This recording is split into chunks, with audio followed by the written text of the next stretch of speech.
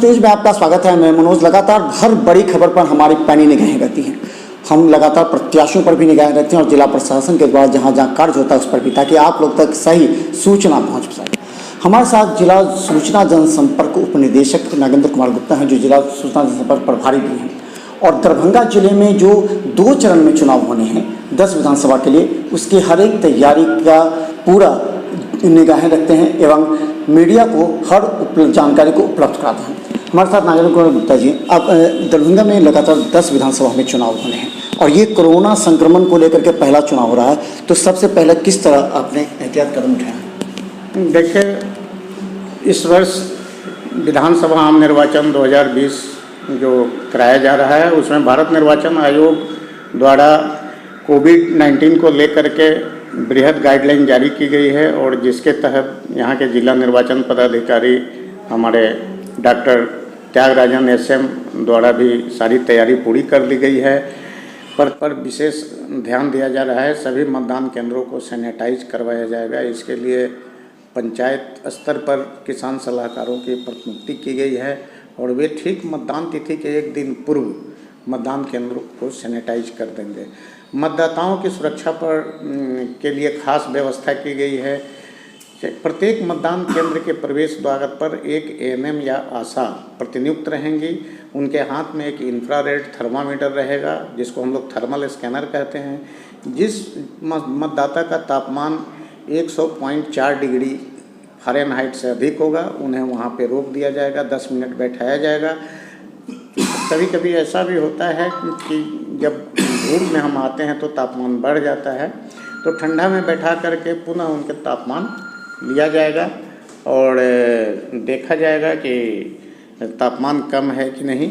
अगर का तापमान कम हो जाएगा तो उन्हें मतदान करने दिया जाएगा और नहीं तो एक टोकन दे करके उन्हें वापस भेज दिया जाएगा और कहा जाएगा कि आप मतदान अवधि के अंतिम 1 घंटे में आकर के मतदान करेंगे। जिनका तापमान सामान्य पाया जाएगा उन्हें मतदान केंद्र में प्रवेश दिया जाएगा और EVM दबाने के लिए भी ग्लव्स की व्यवस्था की गई है। ग्लव्स उन्हें दिया जाएगा, वे ग्लव्स पहन करके EVM दबाएंगे। सैनिटाइजर रहेगा मतदान केंद्र पर, वहाँ सैनिटाइज करने की व्यवस्था होगी। यहाँ तक कि जिनको हस्ताक्षर करने नहीं आता है उनके लिए भी रजिस्टर पर अंगूठे का निशान बनाने के लिए, स्याही लगाने के लिए ईयरबड, जो कान लगाते हैं रुई, ईयरबड की व्यवस्था की गई है, जिसमें वो स्याही लगा करके अपने हाथ में लगाएंगे। इस तरह से मतदाताओं की सुरक्षा की भी पूरी व्यवस्था की गई है। मतदान कराने के लिए सारी तैयारियां कर ली गई है। 320 सेक्टर पदाधिकारी बनाए गए हैं जो लगातार अपने क्षेत्र में भ्रमण कर रहे हैं। 335 वल्नरेबल टोले को चिन्हित किया गया है, जिन्हें हम भेद्य टोले कहते हैं। वैसे टोले जहां किसी दबंग या किसी प्रभावशाली व्यक्ति द्वारा मतदाताओं को मतदान करने से रोका जाता है या मतदान करने नहीं दिया जाता है, वैसे 1650 व्यक्तियों को चिन्हित किया गया है और उनके विरुद्ध निरोधात्मक कार्रवाई की गई है बड़े पुलिस अधीक्षक के स्तर से।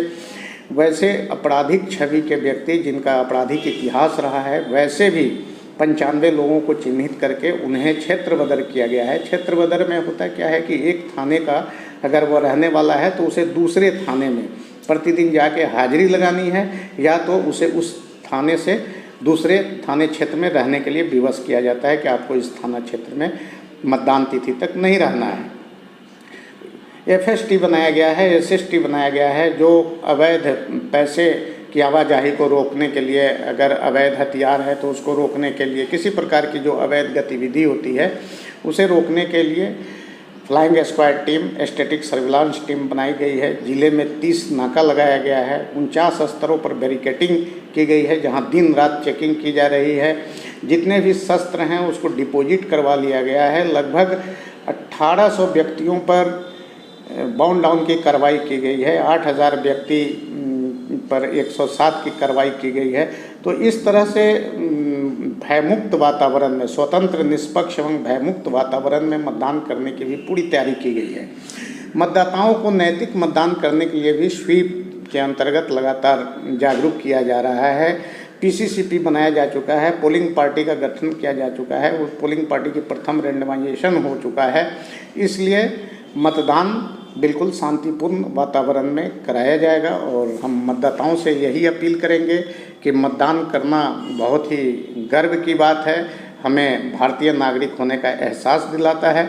इसलिए मतदान तिथि को आप निश्चित रूप से अपने घर से निकलकर अपने मतदान केंद्र पर जाएं और नैतिक मतदान करें, बिना किसी प्रलोभन, बिना किसी भेदभाव, जातीय, भाषाई, धर्म के आधार के बिना आप जो उम्मीदवार आपको अच्छा लगता है उन्हें अपना मत दें। जय हिंद, जय भारत। खासकर हम बता दें, आपने सुना कि मतदान के दिन किस तरह आपको पूरे परहेज़ के साथ मतदान करना है, लेकिन हम बता दें इस मतदान को शांतिपूर्ण व निष्पक्ष संपन्न कराने के लिए जिला प्रशासन लगातार कटिबद्ध है और करती रही है।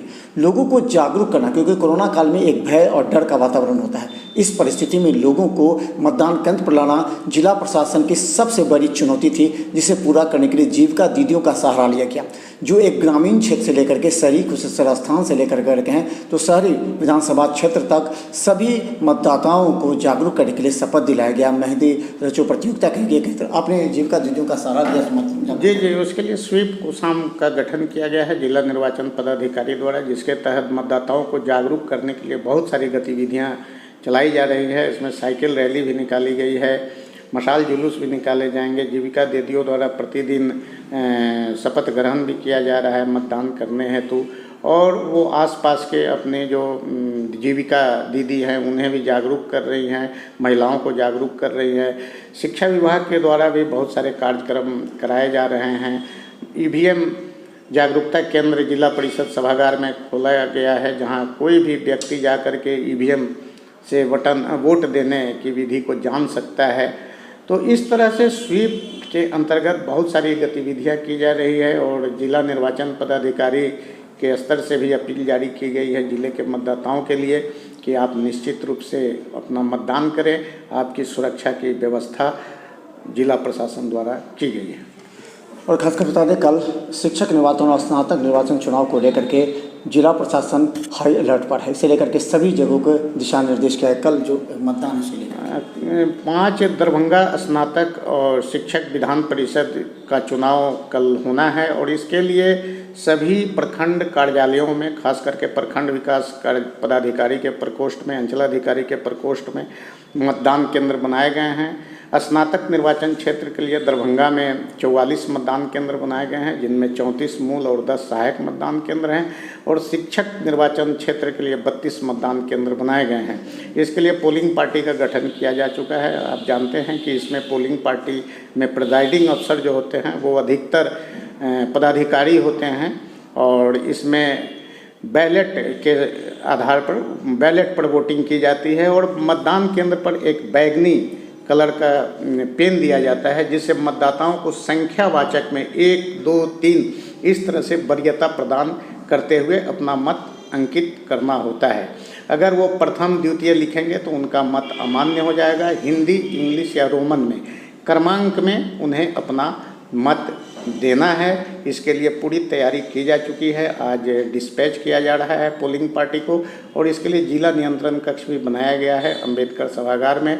उसका मैं बड़ी प्रभारी भी हूँ। कल दिन भर सुबह से लेकर शाम तक शांतिपूर्वक मतदान कराने की व्यवस्था की गई है और जो कोरोना को लेकर के सामाजिक दूरी उसकी भी व्यवस्था की गई है और इसमें भी कोविड-19 से सुरक्षा के जितने भी उपाय हैं वो इसमें भी किए जाएंगे। प्रवेश द्वार पर एएनएम और आशा थर्मल स्कैनर के साथ रहेंगी और 6-6 फीट की दूरी का गोल घेरा भी बनाया गया है मतदान केंद्रों पर और पूरी अच्छी तरह से व्यवस्था की गई है और मुझे उम्मीद है कि सभी मतदाता आकर के और निश्चित रूप से अपना मत देंगे।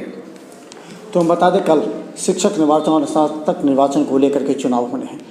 कल पहला चुनाव होगा कोरोना संक्रमण का लेकर के और जिला प्रशासन इसमें फूक फूक कर कदम रख रही है और आप भी मिथिला मंच न्यूज़ पर सुबह से ही देखें हर अपडेट जैसे कि बताया गया है कि दरभंगा में जो 40 स्नातक के लिए और 30 शिक्षक निर्वाचन के लिए जो मतदान केंद्र बनाए गए हैं सभी पर तैयारी पूरी कर ली गई है। देखते रहिए मिथिला मंच न्यूज़ पर हर अपडेट खबर। कल हम दिखाएंगे आपको शिक्षक निर्वाचन चुनाव का हर अपडेट।